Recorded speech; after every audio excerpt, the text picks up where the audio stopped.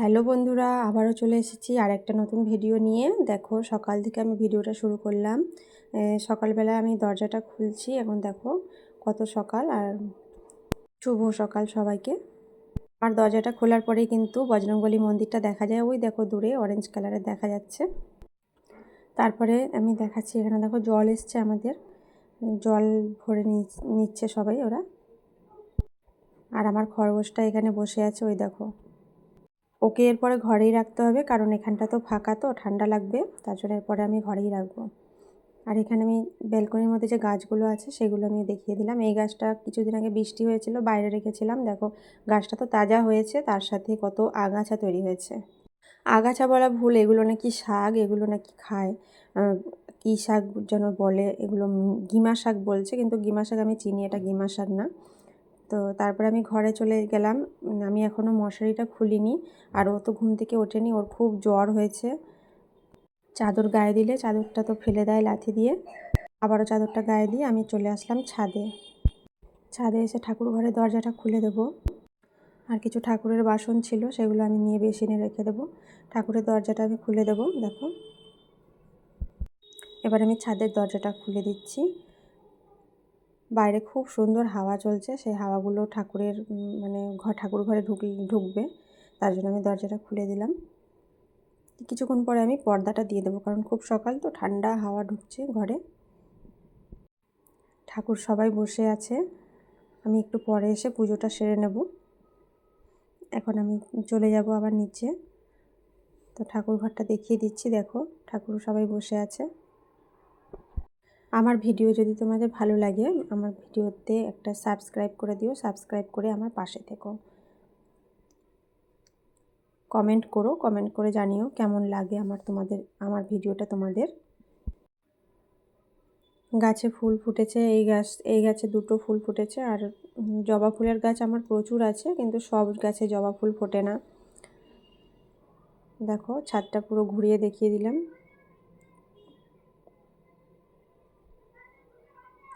এই গাছে একটা বড় জবা ফুটেছে। এই জবাগুলো অনেকক্ষণ থাকে, নষ্ট হয় না। এটা অনেক বড় জবা, হাইব্রিড জবা বলে এগুলোকে, তোমরা তো জানোই।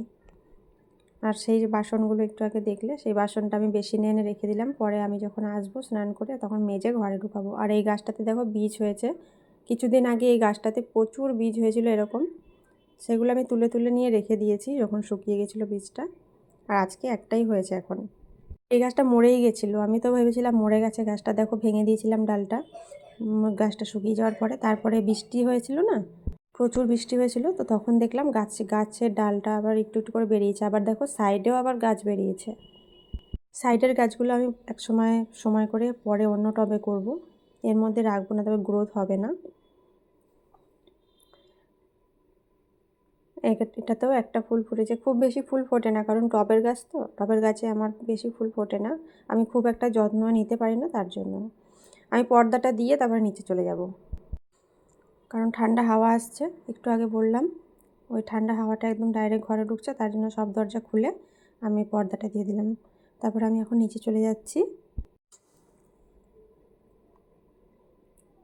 দেখো, এইটা জলের মধ্যে ডোবানো ছিল, একটা ম্যাডাম আমাকে দিয়েছে, আমার ছোটো মেয়ের যে টিচার, তার বাড়িতে গেছিলাম, উনি আমাকে দিয়েছেন এটা। তো এটা আমি দেখছি যে খুব একটা না ভালো গ্রোথ হচ্ছে না। ভালো হওয়ার জায়গায় সেখানে কেমন একটা ন্যাতানো টাইপের, নরম টাইপের হয়ে যাচ্ছে, তার এর মধ্যে থাকছে না আর কি, হবে না। আগের দিন রাতে বাসনগুলো ধোয়া ছিল, সেই বাসনগুলো আমি এখন জায়গায় জায়গায় তুলে রাখবো। আমি ছুরি ব্যবহার করি, আমার বটি থাকলেও আমি বটি ব্যবহার করি না, সেটা রেখে দিয়েছি। আমি চাকু ছুরি দিয়েই কাটি। সমস্ত বাসনগুলো আমার তুলে নেওয়া হয়ে গেছে। এবার আমি জায়গাগুলো মুছে নেব, যে স্ল্যাবগুলো আছে, টেবিলগুলো আছে, সব মুছে নেব। সকালবেলা এগুলো কাজ প্রথমে করে তারপরে কাজ শুরু করি, তাই তোমাদেরকে দেখালাম, শেয়ার করলাম তোমাদের সাথে। আগের দিন আমি এই ফ্রিজের উপরের কভারটা আমি নামিয়ে দিয়েছিলাম ধোয়ার জন্য। কিছুদিন পর পরই এটা খুব ধুলো পড়ে যায়। দেখো, সাইডে জানলাটা আছে না, ওই জানলাটার থেকে ধুলো ঢোকে, আর আমি জানলা বন্ধ করে রাখতে পারি না। জানলা বন্ধ করে রাখলে মানে কেমন একটা গুমোট টাইপের হয়ে যায় ঘরগুলো, তার জন্য সমস্ত জানলা দরজা আমার খোলাই থাকে সবসময়, রাত্রে বাদ দিয়ে। হাতিটাকে এখানে রেখে দিলাম আর এই কুকুরটা এখানে রাখলাম। সামনে জানলাটা আছে, হাওয়া আসলে ওর মাথাটা একটু নড়বে, দেখতে ভালো লাগবে, তার জন্য এখানে রেখে দিলাম। আর এখানে যে ফিল্টারটা ছিল জলের, সেটা আমি ধুতে বার করেছি, ধোবো। তারপরে আমি সমস্ত আরও টুকটাক কাজ সেরে আমি চা খাবো। চা করে নিয়েছি। আমার মেয়ে বলেছে আমি আজকে চা খাবো, বড়টা, তাই ওর জন্য আমি চা করেছি। চা খাওয়ার পরে আমি গেছিলাম বাজারে। আমি গেছিলাম খারকোল পাতা আনতে। তো আজকে আমি খারকোল পাতা পাইনি। খারকোল পাতাটা সব সময় পাওয়া যায় না, আর অনেকে তো চেনেই না খারকোল পাতা কোনটা। খারকোল পাতা জিজ্ঞেস করছে, তো ছবি দেখিয়েছি, তো বললো যে এটা তো গলা চুলকালে আমি কিছু জানি না। তো আমি বললাম তুমি এনে দিও, গলা চুলকাবে, সেটা পরে দেখা যাবে। খরগোশের জন্য কলমি পাতা, আমার জন্য এটা কি হেলেঞ্চা শাক, এগুলো এনেছি। দেখলেই তোমরা কী আনলাম। তারপরে যখন বাজার থেকে আসছিলাম তখন আমার মানে বর বলল তো আমি কচুরি নেব, কচুরি খাবো, বা মানে দোকানে যেগুলো বিক্রি হয় রাস্তার সাইডে। তো আমি বললাম কচুরি তোমার এখান থেকে নিতে হবে না, আমি তোমাকে কচুরি করে দেবো, চলো। তো খুব তাড়াহুড়া করে আমি এসেই আলু কেটে একদম তাড়াতাড়ি করে বসিয়ে দিয়েছি। এদিকে প্রেশার কুকারে বসিয়েছি, তার জন্য তাড়াহুড়া করার জন্য। এখানে না করলে কড়াইতে দিলে হতো না তাড়াতাড়ি, তার জন্য আমি কচুরি আর আলুর তরকারি করে নেব বলে। আর একটু কুমড়ো ছিল, তাই কুমড়োটার মধ্যে দিয়ে দিলাম। কুমড়ো আমার বর খাবে না, ও আমার মেয়েকে দেবো, মেয়ে খাবে, আমরা খাবো। তারপরে এখানে আমি ছাতু, চিনি, নুন আর একটু সরষের তেল দিয়ে মেখে আর সামান্য একটু জল দিয়ে মেখে একটা আটার ডো মতন তৈরি করে নেব। এখন ছোট ছোট টুকরো করে মানে আটার মধ্যে ঢুকাবো। এদিকে সিটি পড়ে গেছে, আলুটাও হয়ে গেছে। তো আমি আমার ক্যামেরা মানে স্ট্যান্ডটা নেই বলে আমি এভাবে দেখাচ্ছি, আমি কিন্তু স্ট্যান্ডটা ব্যবহার করিনি। দেখো ছোট ছোট এরকম লেচিগুলো আমি রেডি করে নিয়েছি। সমস্ত কচুরিগুলো বানিয়ে নিয়েছি, দেখো বেলে নিয়েছি, মানে সবগুলো এখনও করিনি, অল্প অল্প করে করছি। আর ওদেরকে আগে দিয়ে দিয়েছি, তারপরে আমারগুলো আমি পরে ভেজেছিলাম। কড়ার তেলটা অনেক গরম হয়ে গেছিলো, দেওয়ার সাথে সাথেই দেখো একদম একদিকটা হয়ে আর একদিকটা ফুলে গেছে, দেখতে খুব ভালো লাগছে। আমার বর কিন্তু কচুরি বা লুচি খায় না, কি মনে হয়েছে কে জানে, তার জন্য করতে বলল। প্রচণ্ড খিদা পেয়ে গেছিলো, তার জন্যই বলেছে হয়তো। লুচি খাওয়ার পরে ওর শরীর একবার খুব অসুস্থ হয়ে গেছিলো, তারপরে ও যে আর লুচি কোনো সময় খায়নি। তো আজকে যেটা করেছিলাম কচুরিটা, ও খেয়ে খুব নাম করছিল, কারণ অনেক দিন পরে খেয়েছে তো, তার জন্য বলেছে খুব ভাল লাগছে খেতে। আলুটা সেদ্ধ করে নেওয়ার পরে আমার মনে হলো যে একদম ফাঁকা ফাঁকা লাগছে, তা মনে পড়ে গেল যে ফ্রিজে মটরশুঁটি আছে, সেই মটরশুঁটি আর একটু টমেটো কেটে দিয়ে দিলাম। 5 মিনিট রান্না করার পরে আমি নামিয়ে নিয়েছি। তারপরে আজকে রান্না হবে ডিম আলু, এটা হাঁসের ডিম। ও আগের দিনই হাঁসের ডিম এনে রেখেছিল, বললো যে আমি হাঁসের ডিম খাবো, তার জন্য আমি আজকে দুপুরবেলা হাঁসের ডিমই রান্না করছি। এতক্ষণ আমাদের জল খাবার সব খাওয়া হয়ে গেছে, তারপরে আমি এখন হাঁসের ডিমগুলো সেদ্ধ বসিয়ে দিয়েছি। ডিম আলু সেদ্ধ হয়ে গেছে, তো আলুটা এবার ভেজে নেব।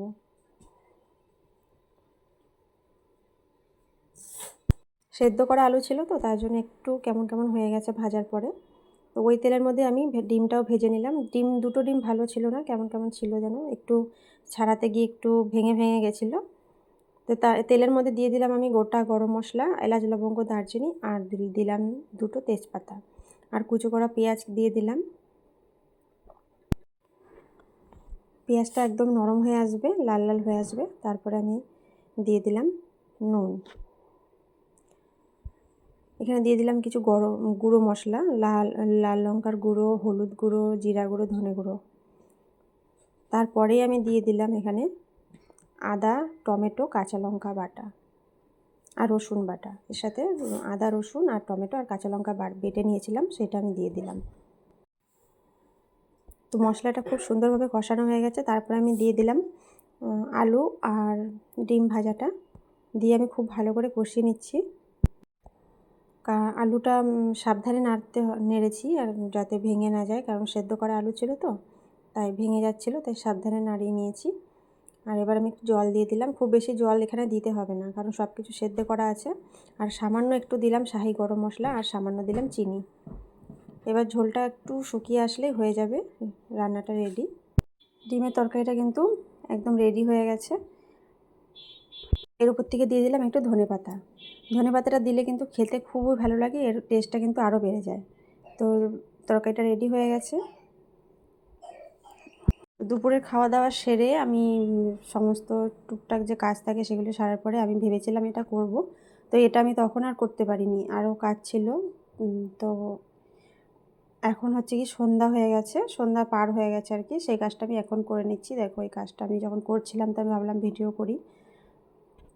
এই গাছটা এর মধ্যেই ছিল, তো জলটা একদম নোংরা হয়ে গেছিলো, কালো হয়ে গেছিলো, সেই জলটা কিছুদিন পাল্টানো হয়নি। সেই জলটা ফেলে গাছটাও আমি একটু ধুয়ে নিয়েছি, অনেকটা জলের মধ্যে, বালতির জলের মধ্যে গাছটা ধুয়ে আমি আবার ওর মধ্যে রেখে দিলাম। আর একটা ডাল আমি এরকম ছিঁড়ে নিয়ে এসেছি, এইটা ছিল আমার কাছে, অনেক দিন আগে বানিয়েছিলাম, তো এর মধ্যে আমি রেখে দিলাম, দেখতে ভালো লাগছে। তো এই দুটো আমি এখন রেখে দেবো, এই ফ্রিজটার পাশে রাখবো।